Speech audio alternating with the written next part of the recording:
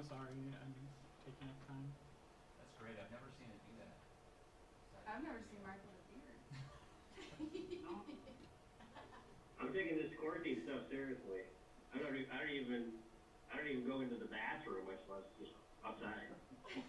Oh no, that's a lot of sharing. Dig a hole in the ground. If I can barely hear Bonnie and Blake speaking, is that just going to change when the meeting starts, or will they be that much in the Can you hear us distance? now? We didn't have our I can microphones hear you on. a little better now. We've got the microphone on. Oh, okay, that's helpful then. Yeah. Thank you. Okay.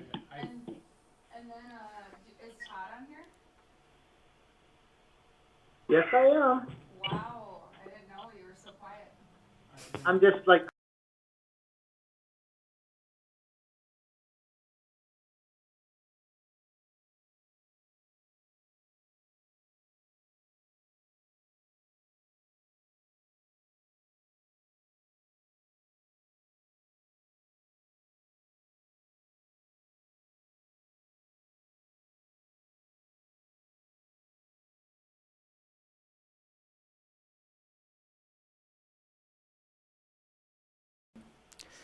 I'd like to call to order the Thursday, April 9th, 2020 Watertown City Plan Commission meeting.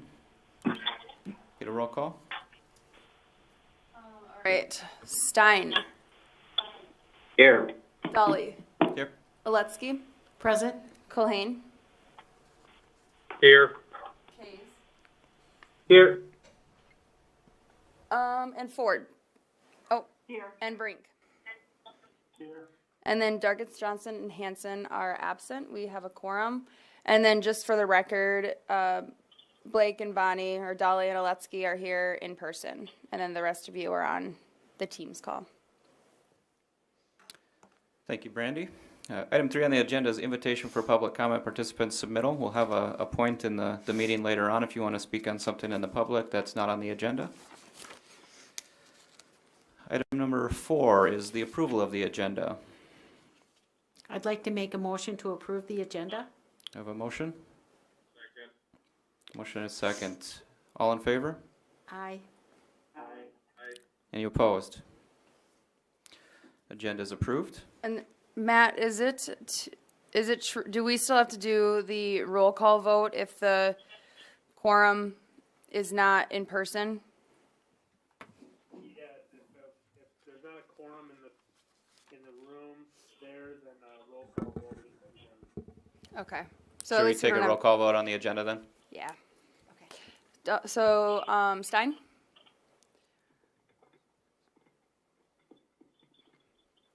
Yes. Dolly? Yes. Aletsky? Yes. Culhane? Yes. Kays? Yes. Ford? Yeah.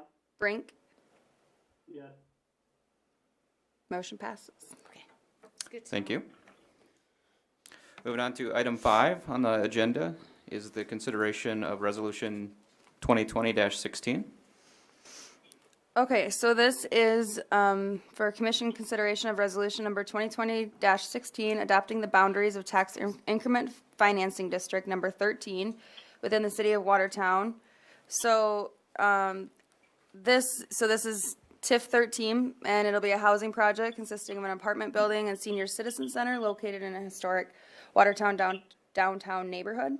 The property is situated off of First Avenue Southwest and next to the Cottington County Courthouse, specifically 26 First Avenue Southwest. The developer is Jesse Craig of Craig Properties LLC in Fargo, North Dakota, who will be constructing the facility, which is expected to result in over $10.3 million in investment over a one-year time frame. The development is estimated to produce an incremental valuation over $2.7 million over the 20-year life of the TIF project. The primary objective of TIF number 13 is to provide information to an area provide improvements to an area in downtown Watertown to support new and existing commercial retail development and housing for professionals locating to northeast South Dakota. The development is expected to create jobs and rehabilitate new infrastructure and site improvements, which in turn are expected to enhance Watertown's ability to encourage future growth. So, also then, Jesse Craig was working with Watertown Development Company, so Chris Shilkin and Tracy Stein are on the call as well, along with Jesse Craig is on the line too. So if there's questions for him after, if Chris or Tracy want to give a little overview of this project, I'll turn it over to them. This is Tracy Stein. Can you hear me good? Yep. Okay. So Jesse approached us to have us prepare this plan for him to create the Generations on First project. So what we have done is gone ahead and created the plan according to law, and the plan is going to be good for the city of Watertown. It is going to produce, 72 apartment buildings, 72 apartment units with 6 unique floor plans within the building. It'll have space for retail space, a new senior center Tracy, that'll be open to the public. Tracy, Yes. sorry to interrupt you. If you could share your screen, if you have the TIF up, or if you want me to share the agenda, just so then the public is able to see any of the points that you're discussing. Yeah, I'm just connected via the phone. Okay, so I'll pull up the agenda, and then is there any?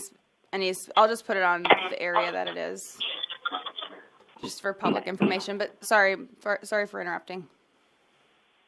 Oh, that's okay. Okay, go ahead. So what we're here today to do is approve the resolution before you for the Planning Commission for the boundaries of the district.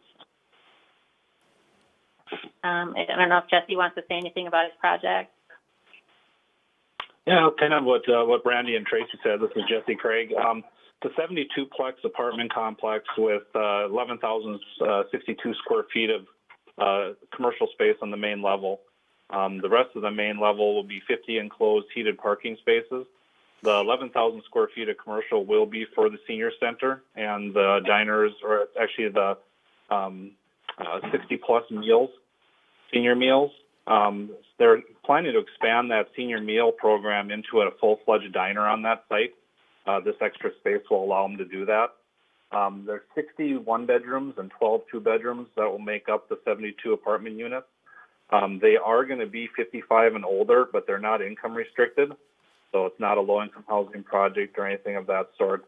What we kind of looked at when we set this site up is that the senior center will actually be an amenity for the apartment tenants, and the apartment tenants will actually look at the senior center and the diner as an amenity for them also. So they kind of feed each other in a sense, in the fact that I think, for the senior center, if they want to grow their population, their clientele, this would be the prime space for them to do that, not only with the 72 apartment units that would be potential members, but also just the location more centrally located in downtown Watertown. So if there's any other questions, I'm available to answer those. This is Brandy.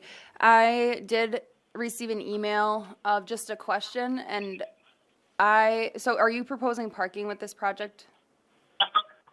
Yes, there's, again, because it's 55 and older, there will be 50 enclosed heated parking stalls for the apartment units.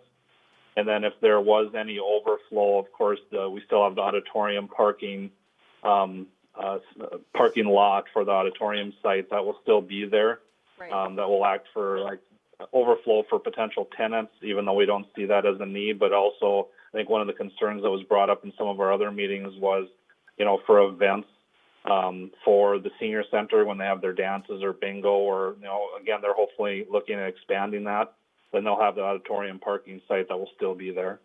The only thing that we're looking at of using is going to be the current parking lot that is to the west of the alley. I still need the city, it's contingent on the city deeding me that little piece of parking lot, but the rest of the auditorium parking lot will stay there. Yep, so it's this area here. And then, and then the 50 parking stalls would then be private for the Correct. tenants, Those are right? for the tenants. Okay. Yep, that's correct. Sounds good. And then also another detail of this project is that he'll have to petition to vacate this portion of the alley too, as that will be. Nope. Oh, Nope, alley will stay. okay. Yep, on that site, the alley will stay because we need that as a through alley for delivery. Tracy. Right, this is Tracy. I